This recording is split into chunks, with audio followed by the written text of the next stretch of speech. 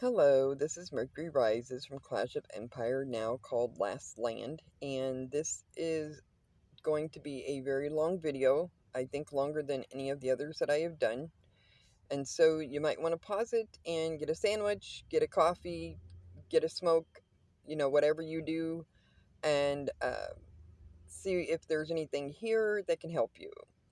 I have been asked many times about statistics. New players are not always sure how they work, especially if this is their very first game. This was my very first game. It is my only game. I don't play any others.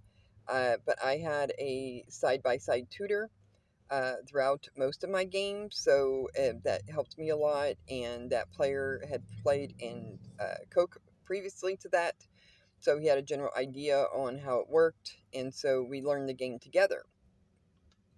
So the statistics have to do with the power of your troops and what their capabilities are if they attack or if they are being attacked.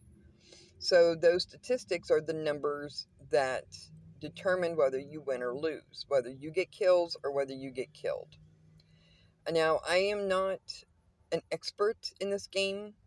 I'm not the smartest or the best player in this game. There are many, many more older players that are a lot more knowledgeable than I am. So if there is anything that I say that is different than what they say, you're just going to have to decide on which way it goes, because I only know what I know, and I have been in the game for nearly 2 years now. And I had a side by side tutor for most of that game. I had old mentors who were also very, very helpful to me to excel in the game faster than other players at that time. And so I became a top castle even with my original account. Um, I spend a little. I don't spend a whole lot. I'm not the biggest spender. I'm not the smallest spender. I am somewhat a spender. So take that as you might, but there are many, many other players out there that are a lot more knowledgeable than I am. Now, I will say, though, many of those players would never share the stuff that I'm going to share today. They're not going to tell you how to gain or build statistics, because that's going to help you catch up, or that's going to help you excel. And that's part of the game. That's part of the competition. You don't give away. The magician never gives away his secrets. He doesn't give away his tricks. It's exactly against the field. So I'm not trying to step on anybody's toes. I just want to help the new players. And like I said, I am not the most knowledgeable on this game. I have only been playing for close to 2 years, and there are other players who have played much longer.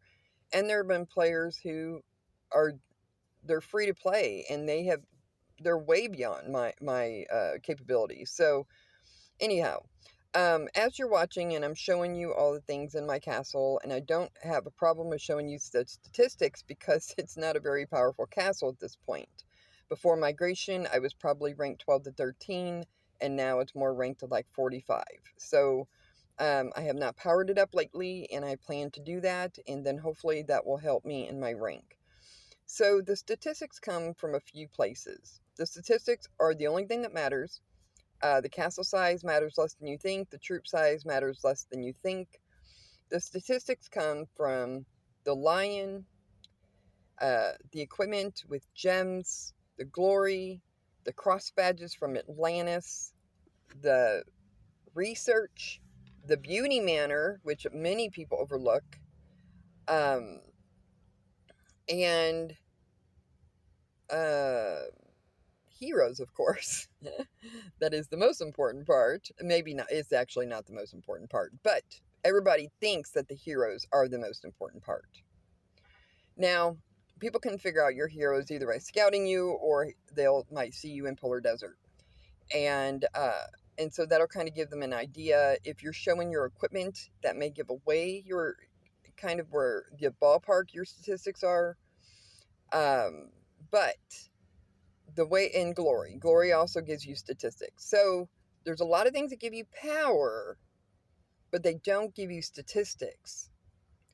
Those things would be troops, your lord power, um, your VIP power, um, anything in your statistics that shows power that is not statistic building, and statistic building are the things that I just told you.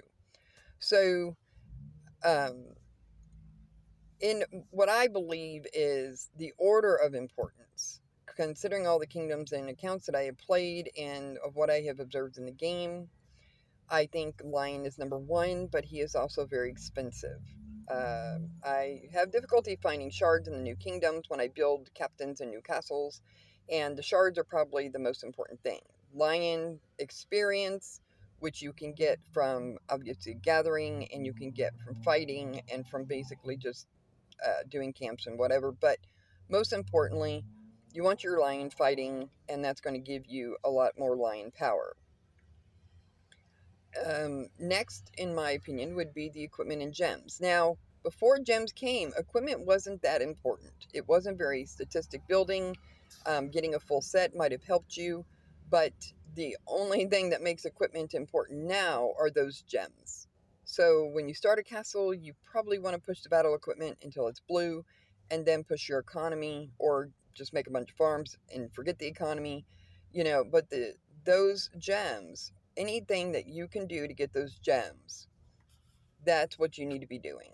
So usually that's KVK events, and you can also get them in the gold event sometimes, which is now a KVK event. So the gems are very important. The equipment's very important.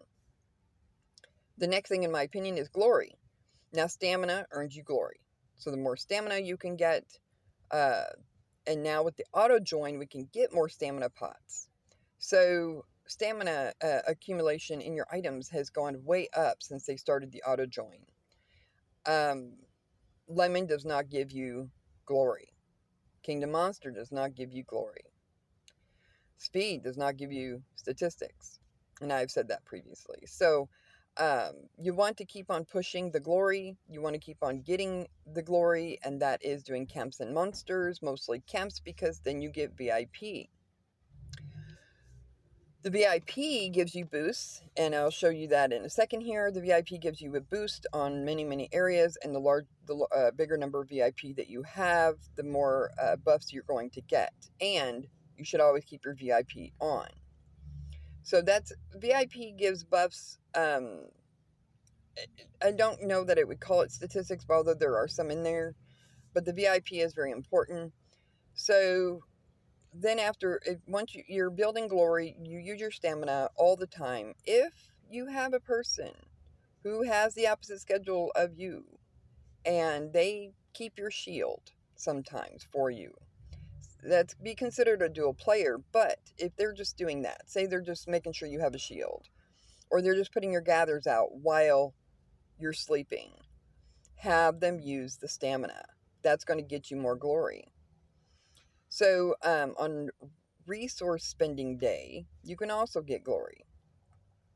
So you save all of your resources, or you save for ceremony, and then when you do the resource usage, you get glory. Now there's a little trick to getting all the glory in on that day. If you are a farmer, it works out really well. I'm not going to go into that here, but there are many people who do it, and actually my my sit-by mentor showed me how to do it. But it's basically that you just need to use a lot of resources and you get all the glory. Now, C30 build doesn't always get you all that glory, just so you know. So then the next thing would be Atlantis. Now, Atlantis is really something you cannot spend your way into. You have to play it. You might be able to buy supplies, and you might be able to buy speed, but you have to play it.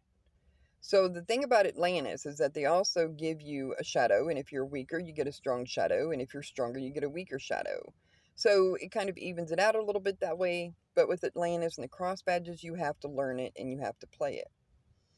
Now, I do have videos about that, and I will continue making videos about Atlantis. Atlantis is going on right now, but most of my accounts are training, because last time they were mostly fighting.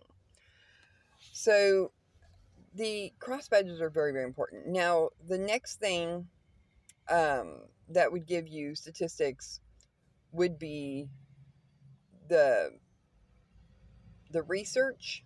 And if you're a farmer, there is no reason why your research would be behind. Military research, advanced military research, those things are going to give you statistics. And also, many people aren't going to know it's there. If they scout you, they might be able to see where your tech core is, but your tech core could be all in development for all they know. So, your research, your military research, and advanced research, get those sage stones wherever you can get them at Alliance store with donation points, get them at Throne, wherever you can get them, you need to get them because those blessings are very important.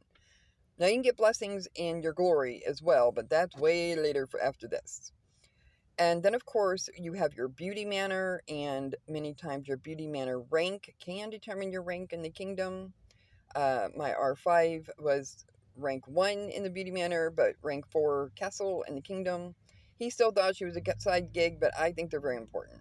And of course, you've got your heroes, which everybody says is the most important thing. Push your heroes, push your heroes. I have found that's just not true. Now, most of my accounts, my heroes are always behind, and people get very surprised that I can beat them because their heroes have many more stars. Now, that's kind of fun because they want to duel you because they think they can beat you. And then because your power is somewhere else and in other areas, they're very surprised when you win the battle. Or you just lose very closely. So I have been able to beat players with 7 more stars than myself in my original account because my heroes were always behind there. So I think that basically wraps it up. There's other power things, but troops do not give you power, and statistics are most important.